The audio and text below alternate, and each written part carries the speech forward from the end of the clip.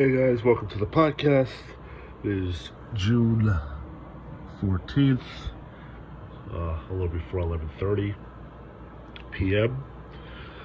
So just another follow-up to obviously what is right now the biggest story in wrestling and also the saddest is Jeff Hardy's arrest on a DUI charge. So first, let me correct. I had Jeff Hardy's age wrong. I kept saying he was 41. He's actually 44. So apologies on that. So as I was saying yesterday, we were supposed to find out, more about what's gonna happen. He was supposed to go before a judge today. I haven't seen any update on that. But the other thing was when and how AEW and Tony Khan were going to respond.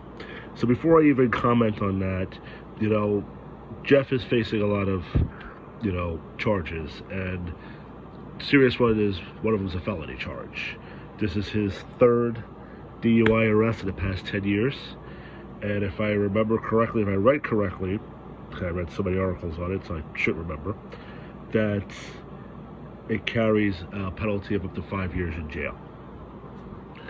So Tony Khan's statement was pretty much that they got a hold of Jeff, they contacted him, he's open to going to rehab, and they will offer that assistance to him, and that he is suspended without pay and cannot return until he gets sober, and the key thing is maintain his sobriety.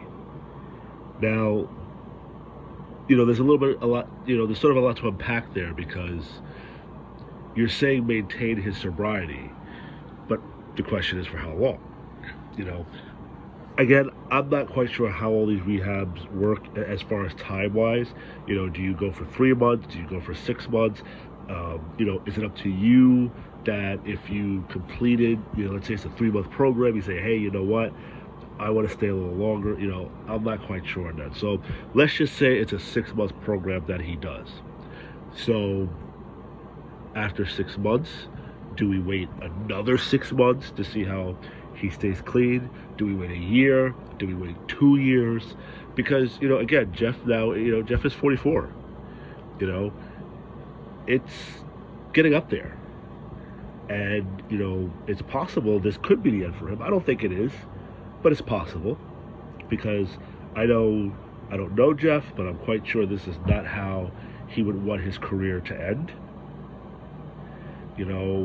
He was on, I believe, Jericho's podcast, just talking about how all the difference between WWE and AEW and how the creative juices are flowing and all the ideas that he wants to do and get a chance to do. And I'm sure there was a lot of excitement there, but that's in jeopardy now. Now, I mentioned a few seconds ago that, his most serious charge, carries 5 years. Do I think he's going to go to jail for 5 years? No. And, some may say, well, jail is not what he needs. But, there still has to be some sort of punishment, for getting behind the wheel drunk. They also released a video today, the dash cam footage from him getting pulled over, and it's sad. It's sad to look at. I mean, they told him to get out of the car, and, if you watch the video, it's everywhere. Go to TMZ.com. It's on YouTube. Tell him to get out of the car, and obviously he's not complying. He's just sitting there, and, they pulled the guns on him. And then, he tries to do the test, and, he can't. And then he says something about that he was on his way to do a brain scan. Now, he's intoxicated, so... how much stock do you want to put into that? And not to mention, if he needed a brain scan, I don't think, he would have been advertised for that ladder match on Wednesday. So, I'm sure there are some who are saying he doesn't need jail time. But again, I think there needs to be some sort of punishment. Now, is that punishment 6 months, a year? I can see the judge saying, 2 years. And 2 years, they let celebrities out sooner most of the time. So, he could go and get 2-year sentence, only do 6 months, only do 8 months. He could be released due to good behavior, overcrowding, whatever, reason they want to use. But I think he will be sentenced to something. Lengthwise, I don't know. Like I said, I can see the judge doing 2 years because, you know, behind the gun violence, drunk driving was something that they really wanted to crack down on. Like I mentioned, New Jersey, they want to make it a law that if you are a drunk driver, you kill somebody, and this person has a family, you are responsible for paying essentially child support or alimony to his family. If this person has kids, you're going to be taking care of his kids for a while, or her kids for a while. And if the person doesn't have kids and you kill the person's husband, well, you're going to be paying the wife some money. And if you kill the person's wife, you're going to be paying the husband some money. So they do want to crack down on this. And, Hardy's a repeat offender. And as I said yesterday, something is bothering him. Whether it be physical, mentally, emotional, something is hurting him that he is finding solace in alcohol. So I don't know if he needs to find a sponsor, but, clearly he feels he has nobody to turn to but the bottle. And, like I said, I'm not a social media person, but I'm seeing this stuff that, they're blaming Matt, that Matt's an enabler, and, he was down in shots with him. I mean, come on. Can we grow up? Why are we making excuses for a grown man? And let's just say for a second that was true. That, his brother brought him over or took him someplace and everybody's drinking and having a good time. Is Jeff not a grown man? Is Jeff not 44 years old? Is Jeff not able to speak up and say, hey, you know what, I'm not comfortable, I'm going to walk away? So we always look for the blame game, especially when it's somebody that we like. Well, there's no way he would have done this on his own. He did do this on his own. So to try to say that his brother or AEW, because Booker T was saying that AEW, bears some responsibility in this, the responsible person is Jeff. Jeff decided to get drunk. Jeff decided to get behind the wheel and risk hurting himself and hurting somebody else. So let's stop with it's the brother's fault. It's Matt Hardy's wife's fault. Let's stop with that because come on, that's bullshit. This is all on Hardy. Hardy is Jeff Hardy. He is a grown ass man who has a problem and needs pretty much lifelong rehab. He's done his different stints and they haven't taken. And, Hardy's mindset shouldn't be, okay, let me get sober so I can get back to AEW. So again, he's 44. He's suspended without pay right now. We're in June right now. Let's say he goes before the judge, which he did, or maybe he didn't, like I said, we haven't seen anything. For the sake of argument, let's say he went to the judge today, they're gonna, have a trial or something, and let's say that trial starts in September, and, he gets sentenced to, 2 years. So let's say all that happens, he's still, 44, 45. I'm not sure what his birthday is. I think his birthday is July. I can actually look right now just to see. Like I said, I messed up his age yesterday. I kept saying 41. So his birthday is in August. So at the end of the year, he'll be 45. Okay. Now he serves his time. Now we're in 2023, where he's going to be 46. Remember that last part of Tony Khan's statement? He has to maintain his sobriety. Okay, now you're 46. Jeff, I need to see at least a year. Now you're 47. Does Jeff want to even get back in the ring at 47? If he does, is he going to be the Jeff that we know? Because we can see that Jeff has slowed down. And that's okay. Nobody cares. Everybody enjoys him. He still does great stuff. I mean, does he need to be flipping around like he does now at his age? No. But we can tell that he has slowed down.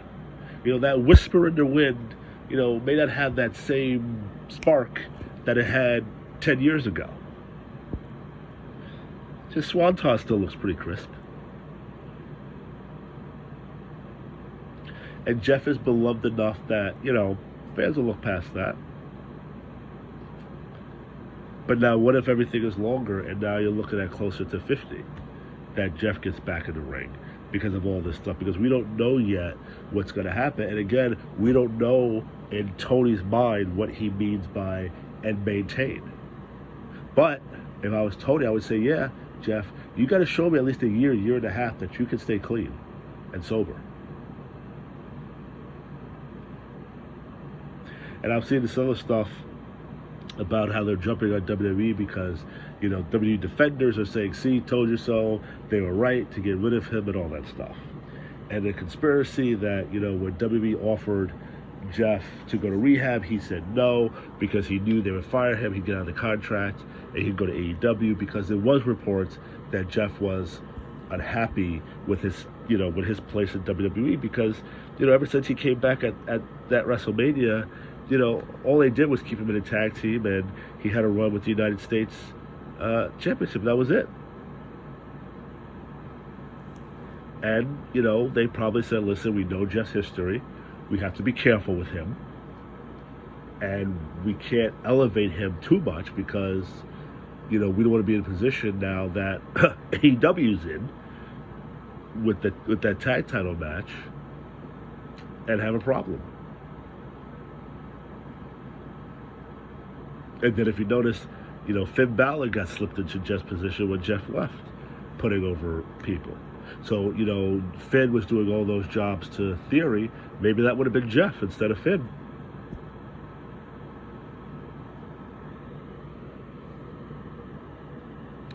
But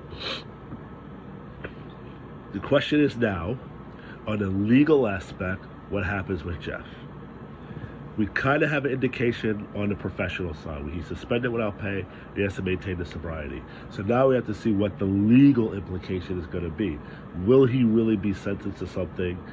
Because, he's already violated the probation because he was supposed to have the special device on his car that he didn't have. It's his third in 10 years. But then, he may go before a sympathetic judge who may say, listen, jail is not what he needs. Maybe they'll put him on house arrest. But I mean, if it was a regular person, if it was you and me, yeah, our asses would be sent to jail. But Jeff is somebody of status. But then again, he may go before a judge who is harsh on drunk drivers and wants to make an example out of Jeff.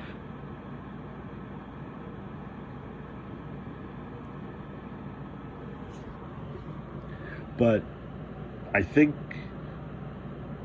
everything that fans imagined or were hoping that they were going to get to see with the Hardys in AEW, it's not happening for a while or may not happen at all.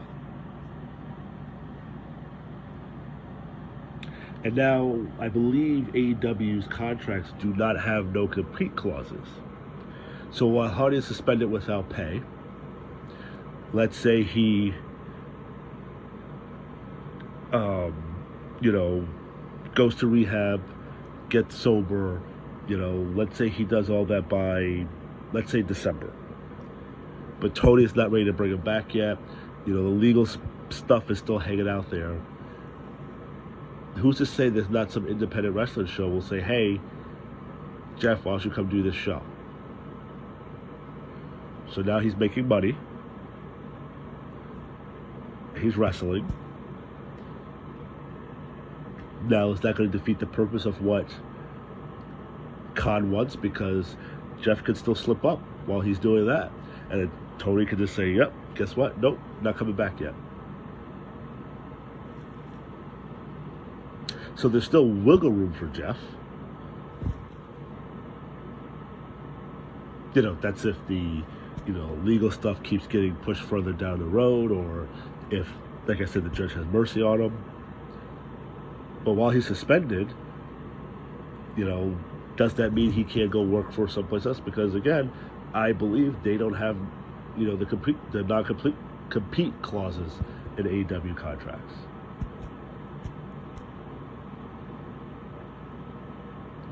So there will be more to come, because we have to see now what the legal situation is, because we got the professional side of it. But I feel for Jeff. I feel for Jeff's wife and kids. It's definitely hell on her, because she's probably like, again, we're going through this. And you can't help but think that as a spouse. Yes, you love and you want to support your spouse, but at the same time, you're going to say, I thought we had this beat. I thought this time was different. Not again. Now, I don't know how old his kids are, but, I don't know if his kids are in high school or in college, but, kids and people, they'll make comments. So, it'll be rough on the kids. And, now the wife has the friends, looking at her with pity now. But she is a strong woman because, listen, she has stuck with him. But you still feel bad for her because this is affecting her too. Do you think, she wants to see her husband plastered on TV and the internet, being pretty much dragged out of the car by the cops, stumbling? Do you think the kids want to see that? And you think the kids want their friends seeing that?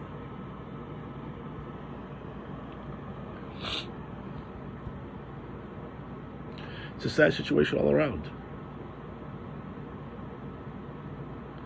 And, your luck runs out after a while. This is the third time and the third DUI that he's lucky he did not hurt somebody and hurt himself. But who's to say if he slips up again, that won't be it. He needs lifetime counseling, lifetime support. And yes, that costs money, I'm aware, but Jeff has done very well for himself in all of his wrestling. Yes, he's blown money on drugs and all that stuff, I know. But that's something that Jeff could afford, and something that he probably needs to do is to have that sponsor. Hell, call DDP. I'm quite sure DDP will raise his hand and be the first one to say, I will fucking help you, Jeff. Sure, he'll be the first guy to raise his hand. Look what he did for fucking Jake the Snake Roberts. Look what he did with Scott Hall.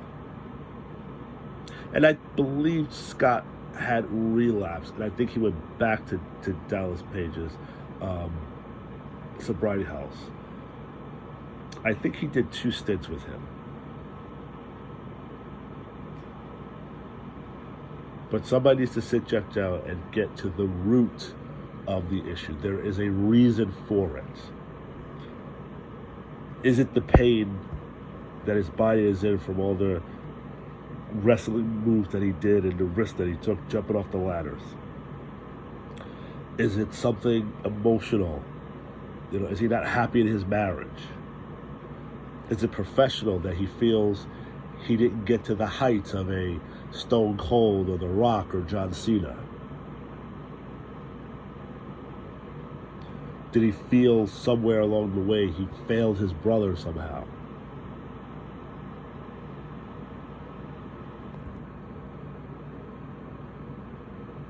I don't know.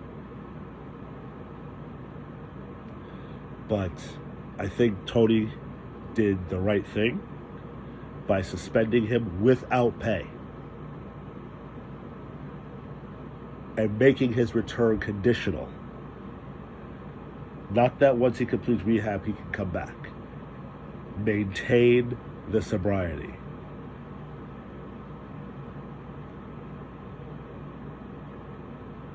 And, if Jeff begs you, Tony, after, 6 months, you got to tell him no. You need to see more. At least a year and a half of sobriety. At least a year and a half. And if you can't come back to the ring until you're 47, so be it. Stay in shape. Find something else to occupy your time besides wrestling, because you can't wrestle. Stay in shape so when you come back, you won't miss a beat. You know, let's try to accomplish everything. You know, we have to cram it into a short period of time. You know, I believe the biggest thing he wanted to do was bring back the Willow character.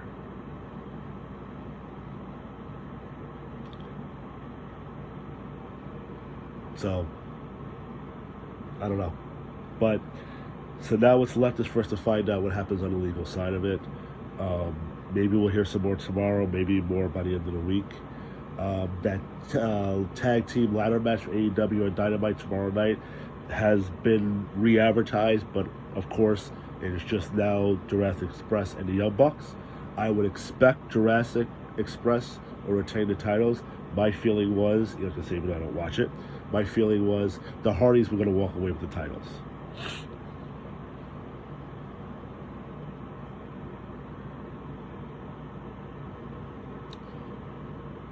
And now, obviously, that's not happening.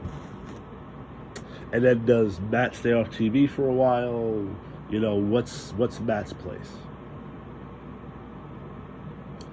Where does Matt go? Because now, you know, he's in a bit of a spot now because, you know, he was trying to do the broken character. You know, he said it didn't work during the pandemic because there's really, you know, no live audience, nobody to react off of it. Then he did the Hardy Party or whatever little business thing he was trying to do. You know, and that ran the course, and then he jumped into with his brother. Now where does he go? Does he bring back the broken character?